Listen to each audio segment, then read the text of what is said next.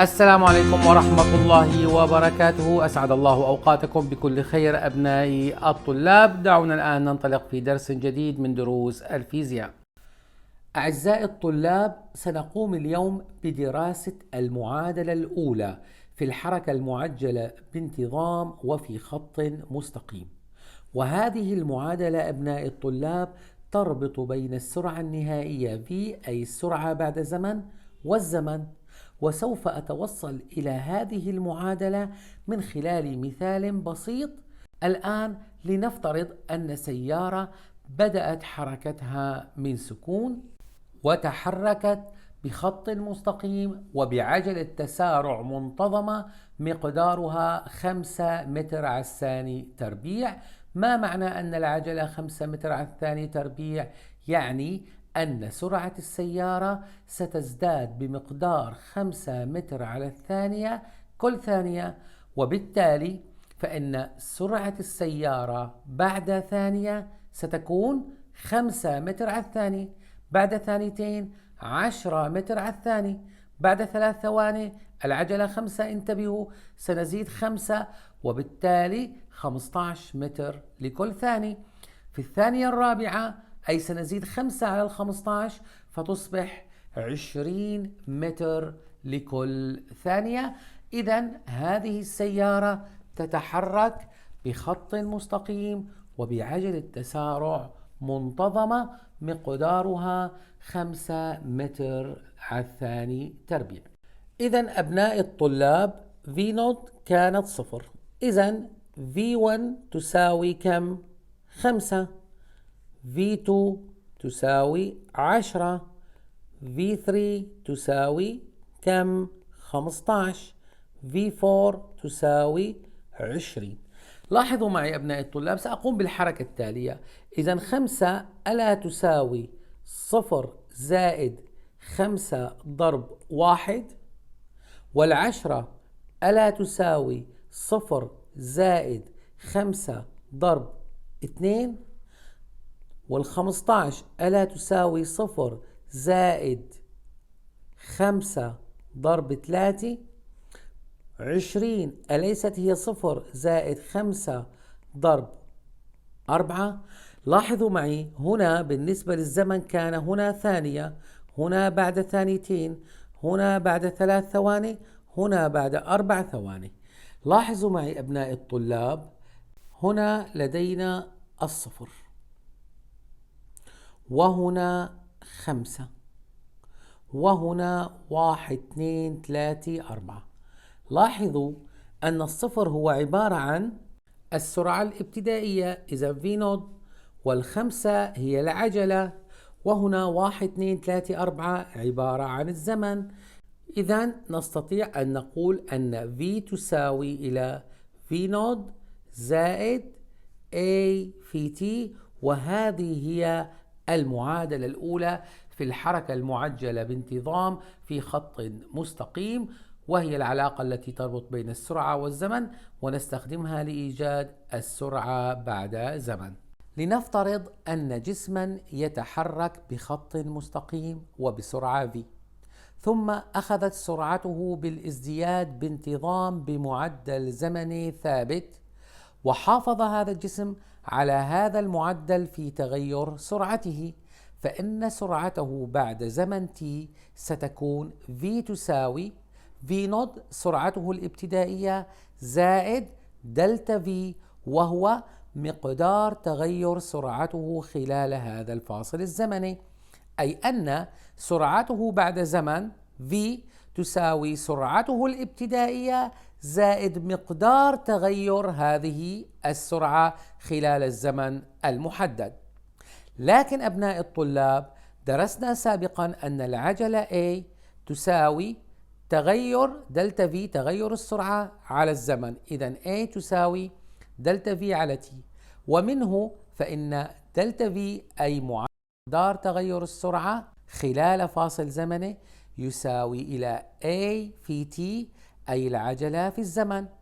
نستبدل في المعادلة نجمة فتصبح المعادلة بالشكل التالي: V تساوي V0 زائد AT، حيث V هي سرعة السيارة بعد زمن أو السرعة النهائية، و V نود السرعة الابتدائية، بينما A تسمى العجلة كما تعلمون، و T الزمن. لقد توصلنا سابقا إلى أن العجلة تساوي إلى V ناقص V نود مقسومة على T، وهذه إحدى صيغ المعادلة الأولى في الحركة المعجلة بانتظام وفي خط مستقيم. دعونا الآن نستفيد من الرياضيات وخاصة في قواعد النسب، فيكون حاصل ضرب الطرفين يساوي حاصل ضرب الوسطين، فتصبح المعادلة بالشكل التالي: AT تساوي V ناقص V نود. الآن للتسهيل أبناء الطلاب أقوم بالتبديل بين طرفي المساواة، فتصبح V ناقص V نود يساوي A في T. الآن أنقل V نود من الطرف الأول إلى الطرف الثاني مع تغيير الإشارة كما تعلمون، فتصبح المعادلة بالشكل التالي: V تساوي AT زائد V نود. أعيد ترتيب هذه العلاقة فتصبح بالشكل التالي: V تساوي V نود زائد AT، وهذه إحدى صيغ المعادلة الأولى في الحركة المعجلة بانتظام وفي خط مستقيم، حيث أن V هي السرعة النهائية للجسم، أما V نود فهي السرعة الابتدائية، أما بالنسبة ل A فهي العجلة، و T هو الزمن. وفي هذه المعادلة أبناء الطلاب متغيران اثنان هما السرعة والزمن، حيث أن السرعة تتغير بتغير الزمن، أما V نود و A فهي ثوابت لكل حركة معينة تتغير هذه الثوابت بتغير الحركة. وهذه المعادلة كما تذكرون أبناء الطلاب من الرياضيات تمثل معادلة خط مستقيم. فإذا رسمنا العلاقة البيانية بين السرعة والزمن، حيث أن المحور الرأسي للسرعة والمحور الأفقي للزمن سيكون كما قلنا سابقا خطا مستقيما بهذا الشكل، ويقطع المحور الرأسي هنا، وهذه النقطة تمثل OV نود، حيث أن هذه القيمة على المحور الرأسي تمثل قيمة السرعة الابتدائية للجسم. ومن خلال الخط البياني أبناء الطلاب نستنتج أن السرعة تتناسب طرديا مع الزمن، بينما ميل الخط البياني المعبر عن تغير السرعة بتغير الزمن مع محور الزمن ماذا يمثل؟ أحسنتم، يمثل العجلة. أما بالنسبة للمساحة تحت منحنى سرعة زمن مع محور الزمن فهو يساوي عدديا المسافة المقطوعة خلال الزمن المحدد بالحركة. أنتقل الآن أبناء الطلاب إلى حالات خاصة. إذن هناك حالتين خاصتين، نبدأ بالحالة الأولى، والحالة الأولى هي إذا انطلق الجسم من سكون. ماذا يعني هذا الكلام؟ يعني أن V نود تساوي إلى الصفر. إذا ماذا يحدث للمعادلة الأولى؟ إذا في المعادلة الأولى نحذف الحد الذي يحوي V نود، وبالتالي تصبح المعادلة الأولى إذا انطلق الجسم من سكون V تساوي AT. والآن من خلال هذه العلاقة نلاحظ أن السرعة تتناسب طرديا مع الزمن. وإذا رسمنا الخط البياني لمحور الرأسي للسرعة والمحور الأفقي للزمن سيكون عبارة عن خط مستقيم بهذا الشكل، فهذه المعادلة أبناء الطلاب تمثل معادلة خط مستقيم. وإذا أردنا أن نوجد ميل الخط البياني للمنحنى البياني المعبر عن السرعة والزمن مع محور الزمن، فإن ميل الخط البياني هو العجلة، وبالتالي نستنتج أن السرعة تتناسب طرديا مع الزمن، وميل الخط البياني يمثل العجلة، أي أنه في الحركة المعجلة بانتظام في خط مستقيم فإن السرعة تتناسب طرديا مع الزمن. أنتقل الآن إلى الحالة الخاصة الثانية، وهي تحرك الجسم بسرعة ثابتة. معنى أن الجسم تحرك بسرعة ثابتة أي أن تغير السرعة يساوي إلى الصفر. وكما نعلم فإن العجلة يساوي تغير السرعة على تغير الزمن.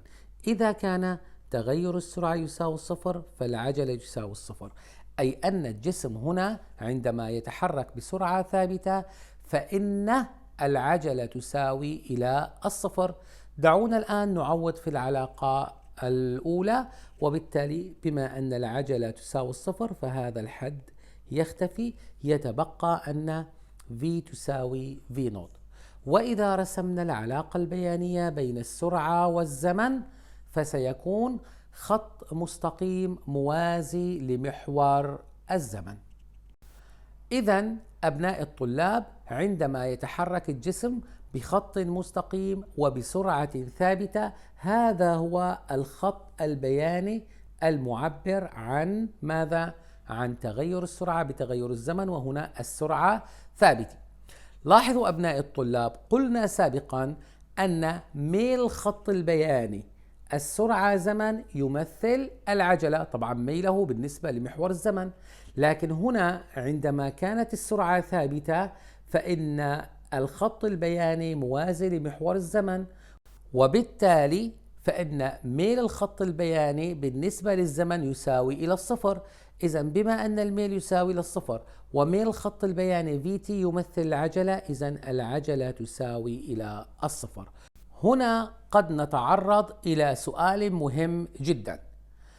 إذا كان ميل الخط البياني سرعة زمن مع محور الزمن يساوي إلى الصفر، فإن الجسم ماذا؟ الجسم يتحرك بخط مستقيم وبسرعة ثابتة. أحسنتم. إلى هنا أبناء الطلاب أكون قد أنهيت درس المعادلة الأولى في الحركة المعجلة بانتظام في خط مستقيم.